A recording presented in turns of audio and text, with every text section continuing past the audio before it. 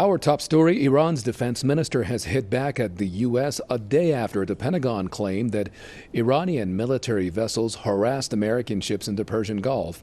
Brigadier General Amir Hatami rejected the claim as baseless. He added that the illegal presence of the U.S. has caused insecurity in the Persian Gulf region.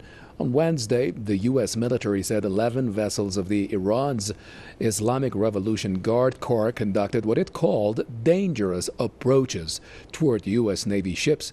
Secretary of State Mike Pompeo also said that Washington is evaluating how to respond.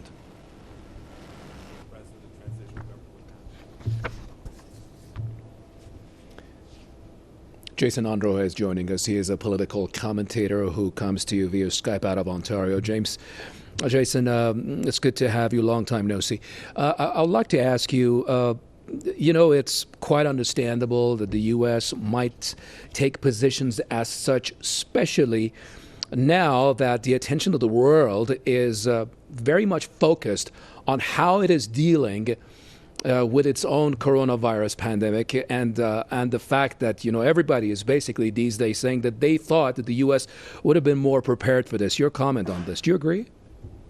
Well, I think that this is definitely a very dangerous situation. I think that Iran is the one that needs to decide how they will react to the incident, considering that essentially it was the U.S. that was carrying out a provocative act.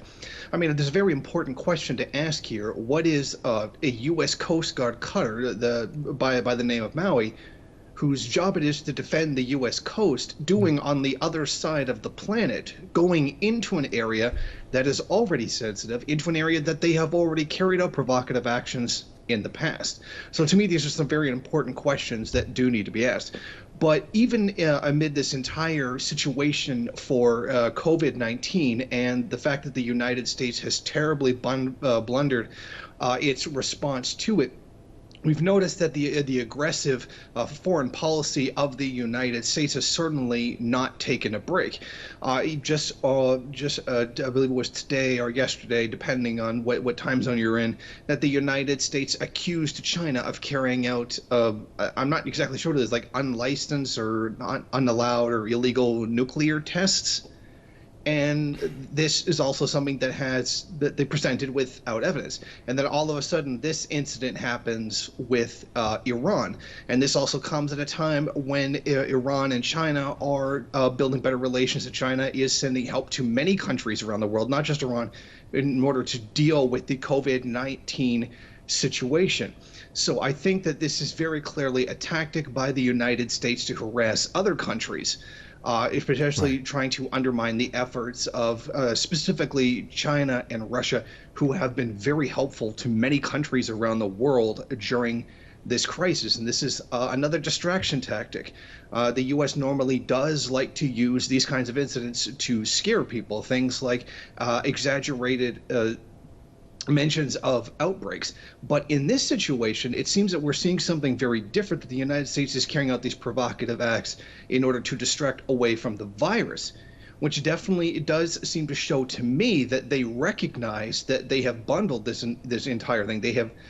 They've done a terrible job in trying to deal with it, and now they're trying to distract that away by trying to give the media have them pay attention to something else that is occurring, something that paints the U.S.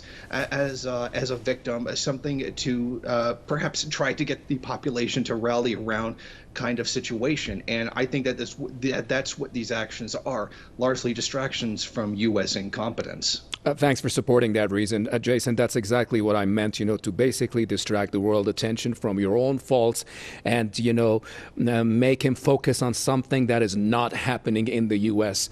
But of course, Jason, there's something else to it. Like you mentioned, the aspect of what is it in the first place that those vessels are even doing in the Persian Gulf, whose mandate are defined as basically defending the U.S. territories. But, what's even, I guess, worthier of question is the fact that the Secretary of State of the U.S. has actually said that we are pondering on how to respond to this. What do you make of it? I think it's frankly ridiculous, of course. But the U.S. trying to say this, how they should respond.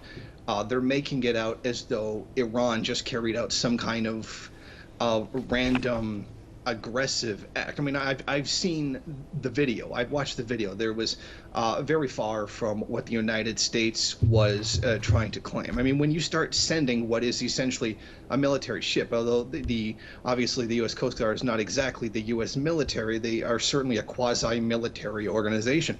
And you start sending those kinds of boats close to someone's territorial waters, especially a place as sensitive as the Persian Gulf, that's going to raise questions. And a lot of people are going to wonder what's going on, especially if you're defending your country. You're going to send out some boats, something in one way, shape, or form to figure out what is going on. Why is it that a quasi-military vessel from a country that is known to be hostile to you going so close to your waters, so close to your coast? I mean, you're going to be curious and concerned about this going on. Yet the United States is acting as though that they have suddenly been attacked out of nowhere for some reason, without even asking the most basic questions of why their ship, which is supposed to be, if my memory serves me correctly, supposed to be within 12 nautical miles of the U.S. coastline, and that's the area they're supposed to be guarding, are on the other side of the world, and then wondering why people are questioning why they're there. It seems like it definitely does sound like a very deliberate policy by the United States to paint Iran as a terrible force, even as the United States is trying to strangle the country in its ability to deal with the COVID-19 outbreak. That's a question, I believe, Jason, that can be asked over and over again. Thank you very, very much. That's Jason Unruhe. He's a political commentator out of Ontario via Skype. I appreciate your time, Jason.